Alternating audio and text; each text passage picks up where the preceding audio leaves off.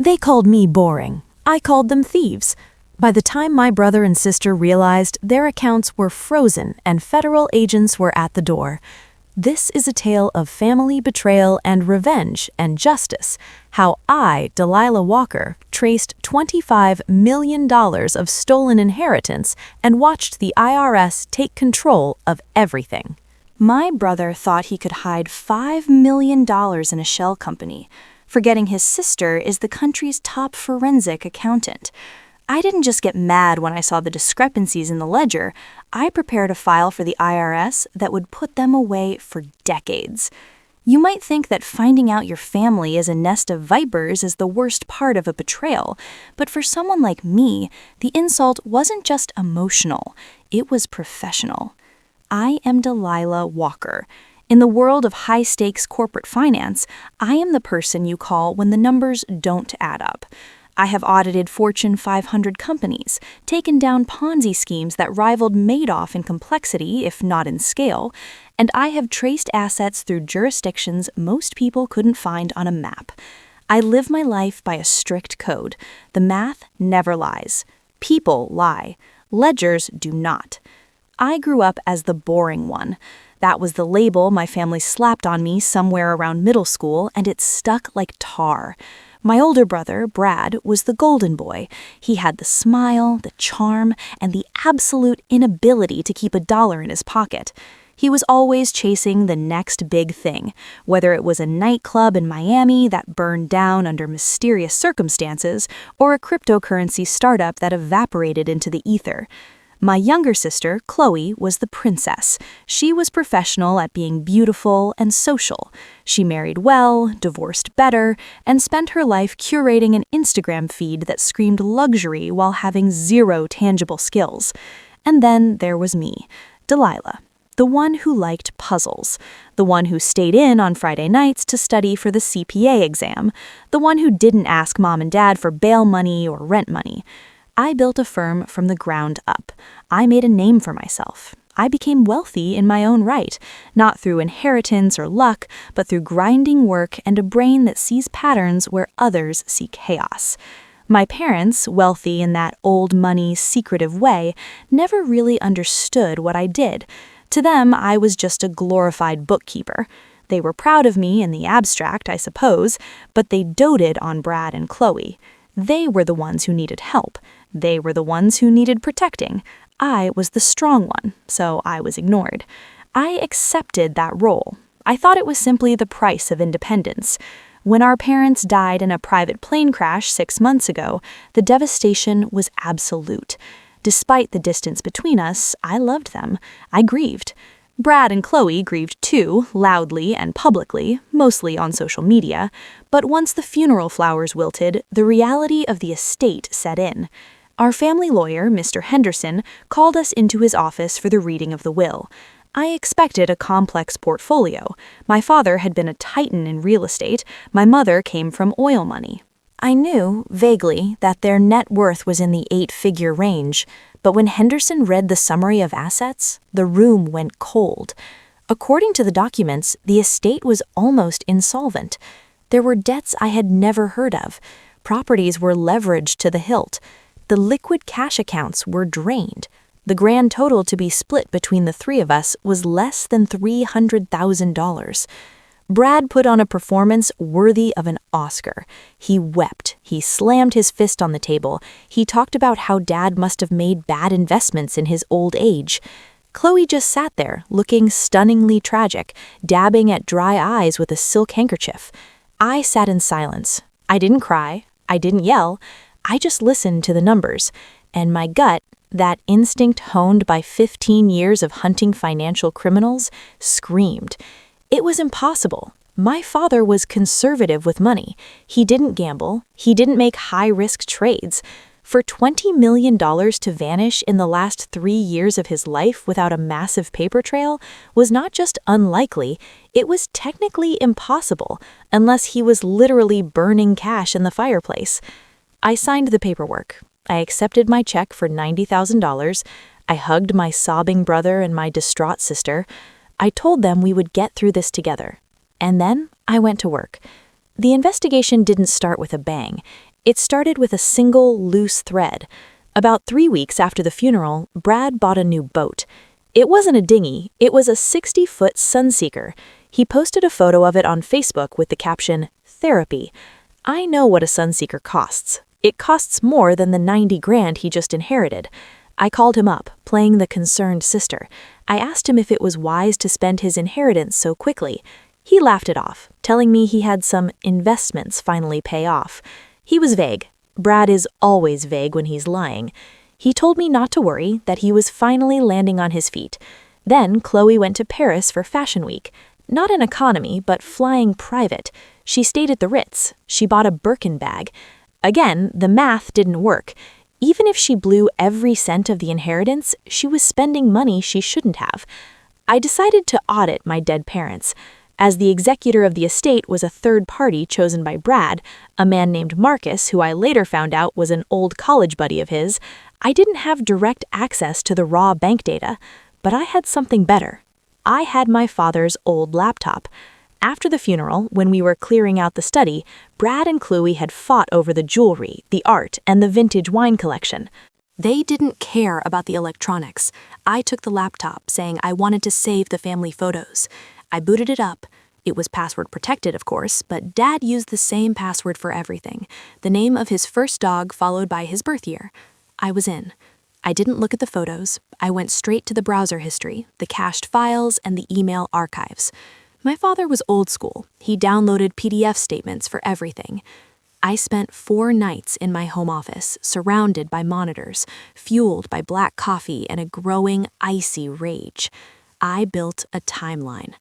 3 years ago, my father's cognitive health had started to decline slightly. Nothing major, just some forgetfulness. Around that same time, a new entity appeared in his financial records, Blue Horizon Consulting. It started small, monthly retainers of $5,000, then $10,000, then consulting fees of $50,000. I traced the payments. They went to a bank in Delaware. Delaware is a black hole for corporate transparency, but I know how to navigate the darkness. I cross-referenced the formation date of Blue Horizon Consulting with the travel records of my siblings. On the day the company was formed, Brad was in Dover, Delaware. He had posted a check-in at a casino there. That was the first domino. I dug deeper. I found authorization forms for wire transfers. The signatures looked like my father's, but the pressure points were off. They were traced, or forged by someone who had practiced them. Then I found the big one. 6 months before the crash, a series of property sales occurred. 3 commercial buildings my father owned outright were sold to a shell company called Apex Holdings LLC for pennies on the dollar. The sale price was listing as a loss, which created a massive tax write-off for the estate, making it look like the portfolio was bleeding money. But who owned Apex Holdings? It took me 2 weeks to crack that shell. It was layered. Apex was owned by a trust in Nevis. That trust was owned by a corporation in the Seychelles, but the beneficial owners of the Seychelles Corporation were listed in a leaked database from a data breach that happened 2 years ago, a breach I had access to because of my work. The beneficial owners were Bradley Walker and Chloe Walker. They hadn't just stolen the money after he died. They had been draining him dry while he was alive. They had taken advantage of his trust and his failing memory to have him sign over assets, or they had simply forged the documents.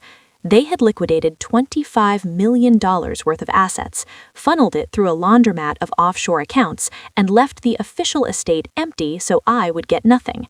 They cut me out, their own sister, and they did it by committing grand larceny, wire fraud, tax evasion, and money laundering.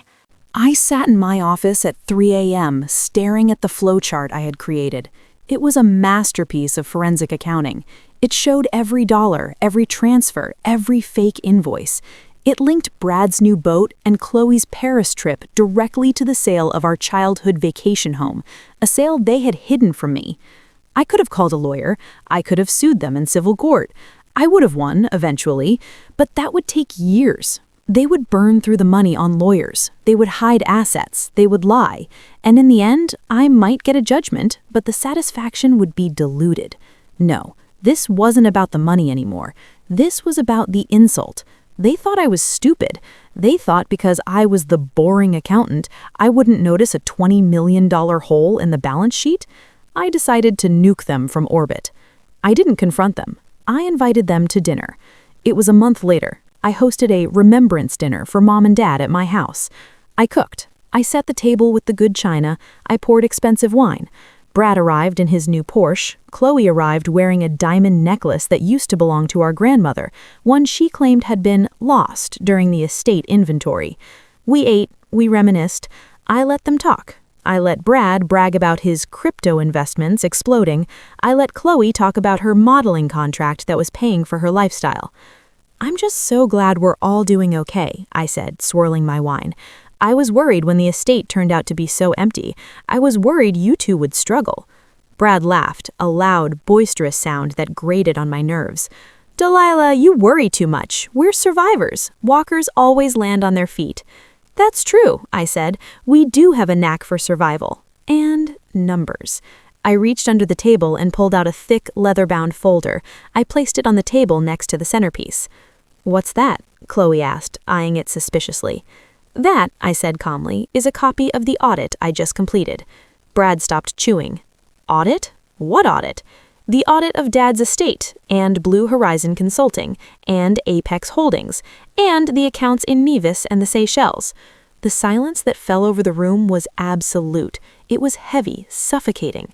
Brad's face went from flushed to pale in the span of 3 seconds. Chloe froze, her fork halfway to her mouth. "I traced it all, Brad," I said, my voice steady, devoid of emotion. "The layering, the integration, the placement, it's actually a classic laundering scheme. A bit amateurish in the execution. You really shouldn't have used your personal email to set up the GoDaddy domain for the shell company. That was sloppy, but effective enough to fool a standard probate lawyer." "I don't know what you're talking about," Brad stammered, but his voice cracked. "Stop it," I said. "I have the IP addresses. I have the wire confirmations. I have the forged signatures. You stole $25 million. You stole it from Dad, you stole it from Mom, and you stole it from me." Chloe started to cry, but this time it was real tears. "Delilah, please, you don't understand. Dad promised us that money. We just expedited it." "Expedited it?" I repeated. "Is that what you call felony fraud?" Brad stood up, trying to regain his dominance. "Look, Dee, we can work this out. We can cut you in, a third. We'll give you a third plus interest. Just keep this in the family. We don't need lawyers involved." I took a sip of my wine. "That's the funny thing about forensic accounting, Brad. Once you see the crime, you have an ethical obligation. But more than that, you insulted me. You thought you could outsmart me in my own house, in my own game." "We'll give you half," Brad said, desperation creeping into his eyes. $12 million, right now. I can wire it." "You can't wire it," I said, "because your accounts are frozen." Brad froze. "What?" "I didn't just write a report for myself, Brad. I'm a certified forensic accountant. When I find evidence of massive tax fraud and money laundering, I don't just file it away. I submitted a whistleblower claim to the IRS Criminal Investigation Division 3 days ago. I also forwarded the entire dossier to the FBI's white-collar crime unit." Chloe screamed. It was a high, piercing sound. "You did what?" "They're frozen," I continued, checking my watch. "The freeze orders went out this morning. I suspect that's why your cards might have been declined if you tried to buy gas on the way here. Oh, and since the amount exceeds federal thresholds and because you used interstate wires, you're looking at RICO charges, money laundering, wire fraud, tax evasion, conspiracy." "You're bluffing," Brad hissed. "You wouldn't do that to your own family." "You're not my family," I said, standing up. "My family died in that plane crash. You two are just the parasites that were feeding on them." At that moment, the doorbell rang. I didn't need to answer it. I knew who it was. The heavy, authoritative knock of federal agents is unmistakable. "I think that's for you," I said. Brad looked at the door, then at the back window, realizing there was no escape. He looked back at me with pure hatred. "You witch! You ruined everything!" "No, Brad," I said, walking towards the door to let the agents in. "I just balanced the books." The next hour was a blur of activity, agents in windbreakers swarming my dining room, my siblings being read their rights, handcuffed and led out past my neighbors. Brad was shouting obscenities, Chloe was hyperventilating. I stood on the porch and watched them get shoved into the back of separate SUVs. That was 6 months ago. The fallout was spectacular. Because I had handed the authorities a perfect ribbon-tied case, the prosecution moved fast. They didn't even offer a plea deal that didn't involve significant prison time. The evidence was overwhelming. It turns out when you steal millions, the IRS gets very angry. They don't just want the money back, they want blood. They seized the boat, they seized the jewelry. They seized the houses Brad and Chloe had bought.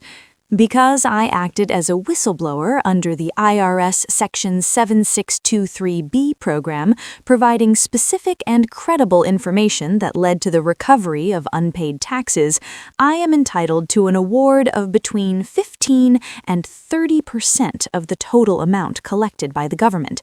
Since the total fraud, including penalties and interest, is hovering around $30 million, my cut from the government will likely be around $7 or $8 million. Ironically, that is almost exactly what my inheritance would have been if they had just played fair. Brad is currently serving a 12-year sentence in a federal penitentiary. Chloe got 8 years. They send me letters sometimes. Brad's are full of rage and threats. Chloe's are full of begging, asking for money for the commissary, asking me to hire better lawyers for an appeal. I don't open them. I have a shredder in my office. Sometimes people ask me if I feel guilty, if I regret sending my own flesh and blood to prison. They say blood is thicker than water, but there is another saying in my line of work: the numbers don't lie. They tried to erase me from the family ledger. They tried to make me a zero, but they forgot the most important rule of accounting. For every debit, there must be a credit. I audited them, I balanced the equation, and now my accounts are perfectly clear.